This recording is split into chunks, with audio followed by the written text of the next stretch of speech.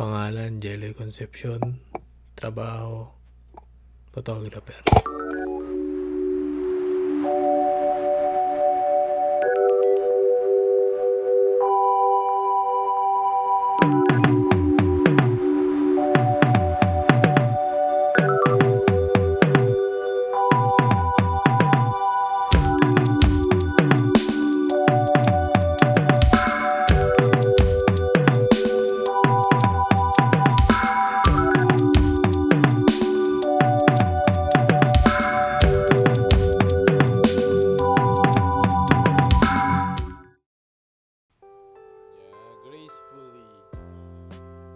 Ayun, kamusta kayong lahat?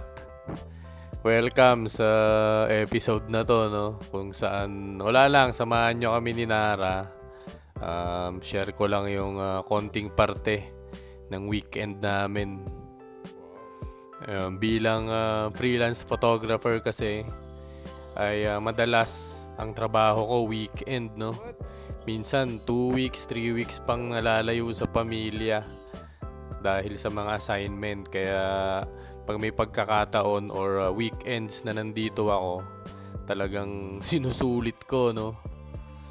Ayan, kasi I'm sure weekend, ito yung mga araw naman na talagang nilulook forward ni Nara, no? Dahil makapunta siya ng playground, makakain siya ng gusto niyang kainan na breakfast.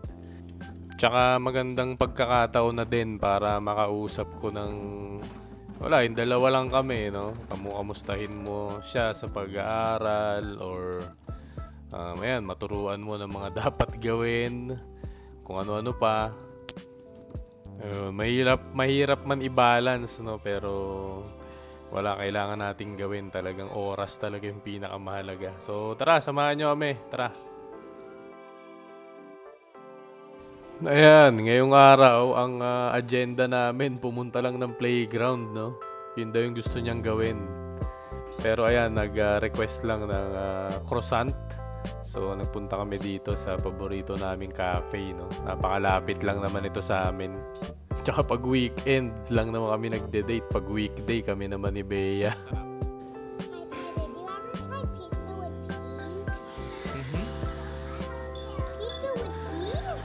Sarap yun. Ayan, tapos na kami at nililinis niya yung kinainan niya, no?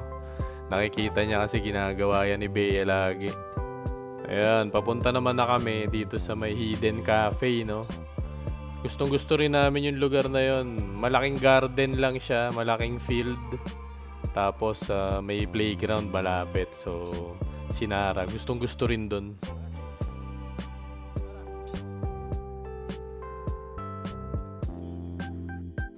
Ayan na, nandito na kami. Wala naman kaming binili, no? Nakainom lang kami ng tubig. Ayan, nilamig si Nara, no? So, nag-jacket ulit.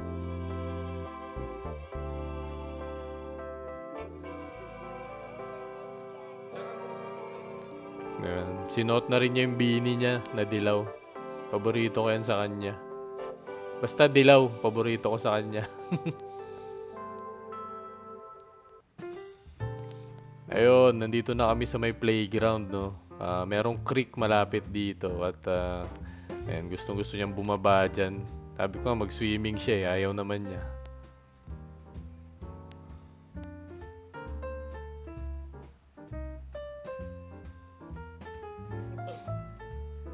Wala lang, pinagmamasdan ko lang siya madalas pag ganyan.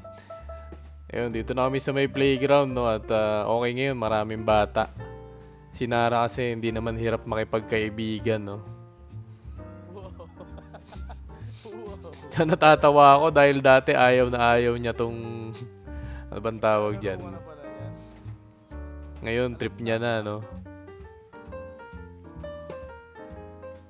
Ayun, ako naman, habang naglalaro si Nara, napapipilitan din ako na magpahinga, no? At magmuni-muni.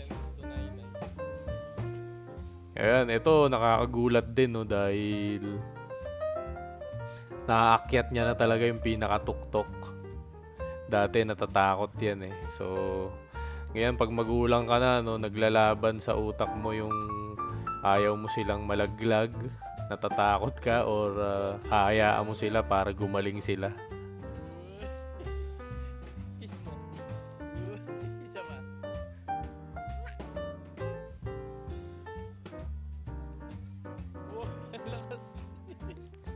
Ayun, isa nga sa pinaka malaking kukuha ng oras mo, no, bilang parent, yung pagnood lang sa anak mo, no, kung anong ginagawa nila. Parang maliit na bagay pero sa totoo lang, yun yung pinaka malaking time na makukuha sa'yo. Wala lang, tinitignan mo lang siya kung anong ginagawa niya, binabantayan mo kung paano siya makipag-usap sa iba, kung binabantayan mo yung mga taong nakapaligid sa kanya. So, ayan, tinitreasure ko yung mga panahon na yan, yung mga experience na yan, no? Tsaka malaki rin yung natutulong niya sa akin, no, bilang isang tatay niya. Kasi wala alam, pati ako na pepuwersang maging steady eh. So ayan, tapos na kami sa playground, no. Ito yung si Asa ko, yung may-ari ng cafe. Yan, kaibigan din ni Nara yan. Tapos ayun, napag-isip-isip namin na bago umuwi, tumambay muna dito sa field. Gusto daw niyan tumakbo at maghabulan. So tara.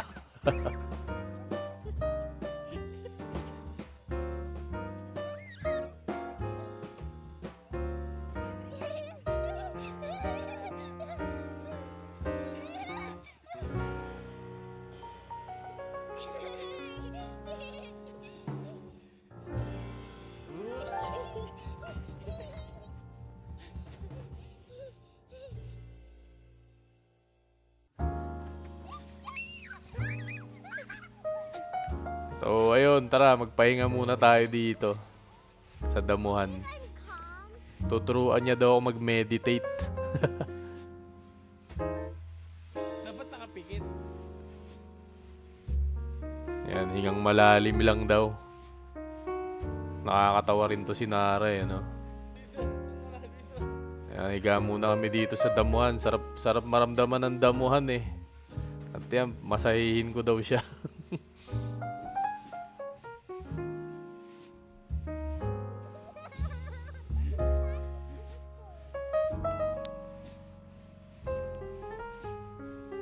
Ayan, di ba? Sabi ko sa inyo eh. Pati ako nagiging relax dahil dito ay Nara. Natuto pa nga mag-meditate.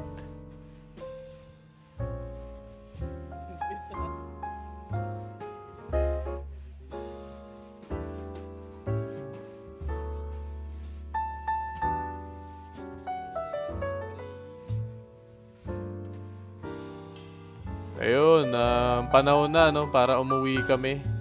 At kailangan kong pakainin naman itong bata na to. Ayan, wala masyadong sasakyan ngayon, kaya kahit nasa gitna kami at mabagal, ayos lang.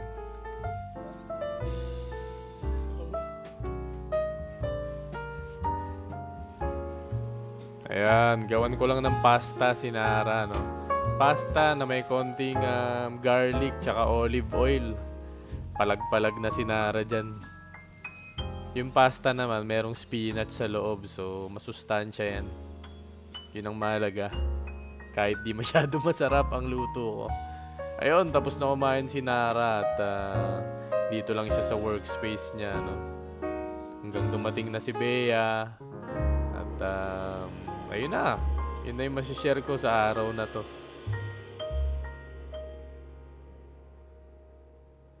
Ganda oh.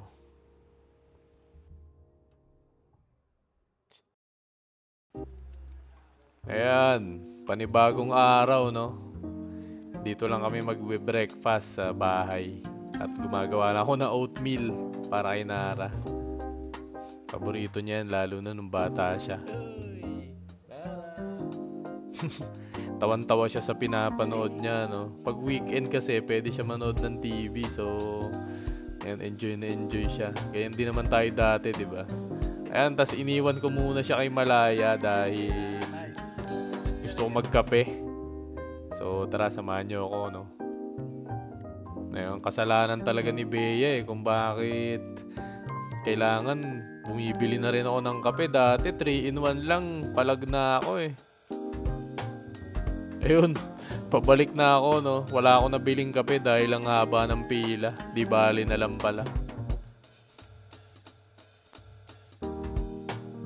Ayun, pagbalik ko naka-jacket na nilalamig daw siya at pinahiram lang siya ng kanyang pinsan ng jacket.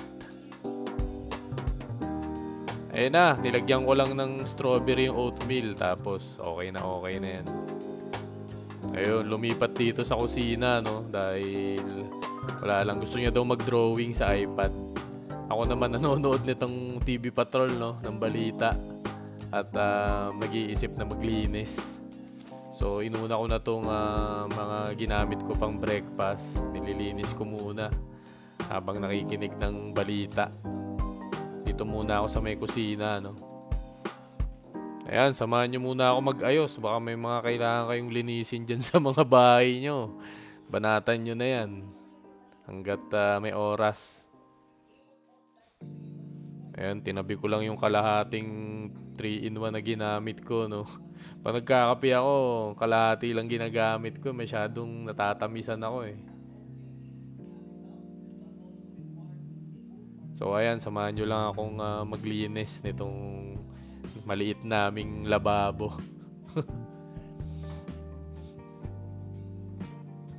Nung bata ako, ayaw ko maghugas ng pinggan. Basta ayoko kahit man mapunta lang dyan sa lababo. Lalo na pag yung kukunin mo yung mga maliliit na mga kanin pag nandun sama-sama na sa drain. Pinaka-ayokong gawin yun. Pero ngayon, wala. Kailangan mo gawin yun Pero yan, nilalagay ko lang naman sa dishwasher Tapos siya na bahala maghugas niyan.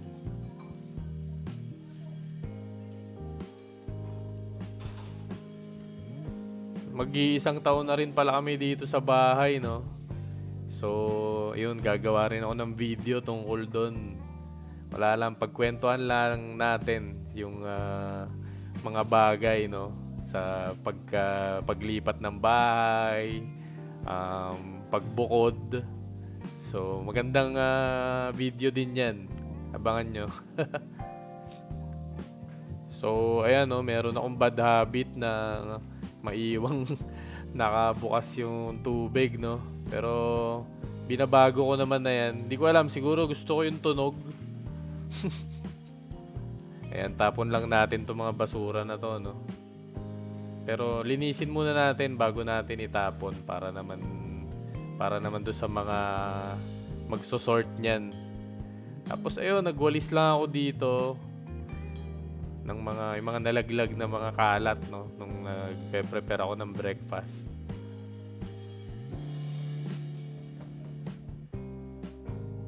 Ayan, magwalis na rin kayo dyan kung nasan man kayo. Ako dito lang habang si Nara nagdo-drawing. Ako nagwawalis lang dito. Hindi naman kami nag-uusap pero parang bonding na rin yan na nandito ako sa presence niya at siya nando naman sa akin.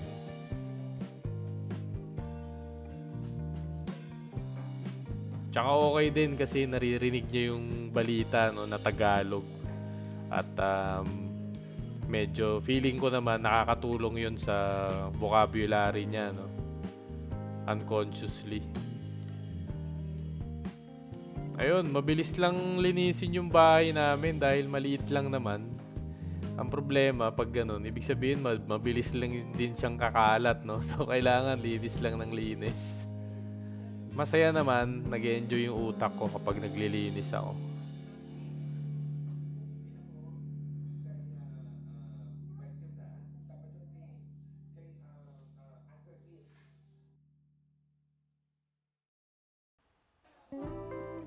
Ayun.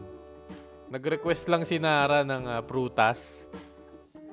Habang nagdo-drawing daw siya, gusto niya ng prutas So, ayan, hiniwaan natin ang mangga. Tapos lagyan natin ng kandila para naman mabango yung kwarto. At ako naman maglilinis lang ulit Dito tayo sa may desk ko kasi marami akong gagawing trabaho after, so gusto ko maayos. Naiwan ko na yung ilaw kagabi, nakatulog na yata ako. So ayan, habang nagdo-drawing si Nara, ako naman nagliligpit lang ako dito, no. Mabilis kasing kumalat kapag nagtatrabaho ako eh. Pero ayun, minimake sure ko talaga bago ako magsimula, maayos ulit lahat. Hindi ko nga alam kung bakit eh. Ang bilis ko lang din naman guluhin. Ito yung mga sombrero galing Philippines, no? Ayan. Tapos ito, next November palalabas, kulay violet. Ay, antayin yan. Paborito kong kulay na yan sa lahat ng sombrero. Ayan na, malinis na. Nakagulat, no? Ang bilis lang. Eh di masarap ulit ang pagdodrawing ni Nara. Inspiring kapag maayos ang kapaligiran mo eh. Yeah.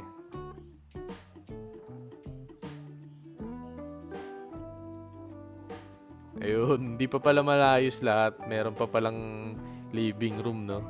Pero mabilis lang din yan. Basta gawin mo, matatapos mo.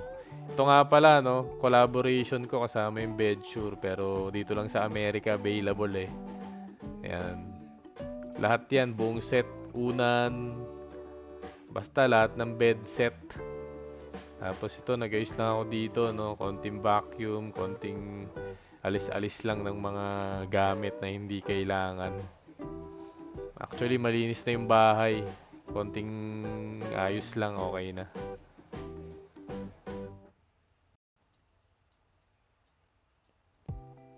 Ayan, buksan lang natin yung mga bintana, no? Para pumasok ang good spirit. Tsaka lumabas ang masasamang elemento. Ayan, para maganda rin yung circulation ng hangin sa bahay.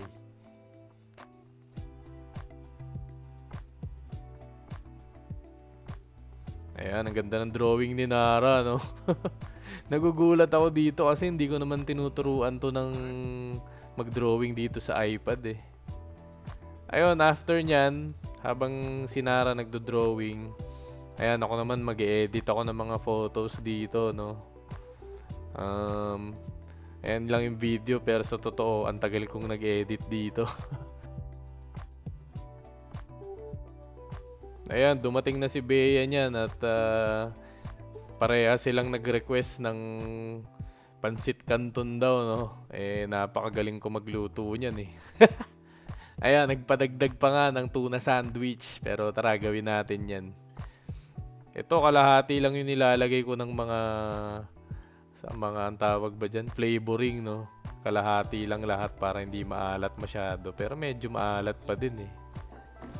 Tapos ayan, paborito ni Nara yan. Minsan lang naman sa isang buwan. Tapos ito, gagawin ko na yung tuna spread para kay Bea. Trip din ni Bea kumain ngayon eh. Yun lang, hiwa lang ng sibuyas. Tapos lagay mo lang yung mayonnaise. Okay na yun. Japanese mayo yung ginagamit ko para masarap.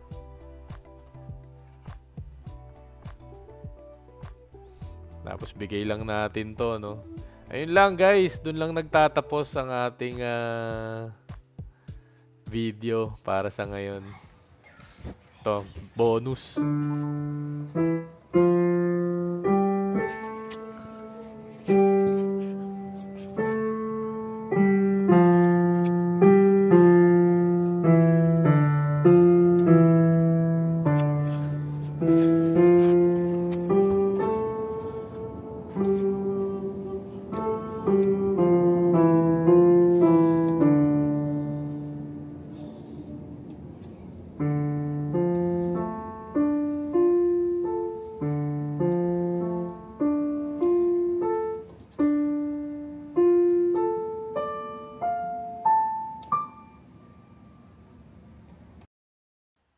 Ayun, next video, samahan yung paglalakbay namin, no? Dito sa Muir Woods. Ayun lang, salamat sa lahat ng nanood. Mag-comment kayo dyan. Sabi ko sa inyo, binabasa ko eh. Malaking inspirasyon yan para sa akin. Yun lang, peace!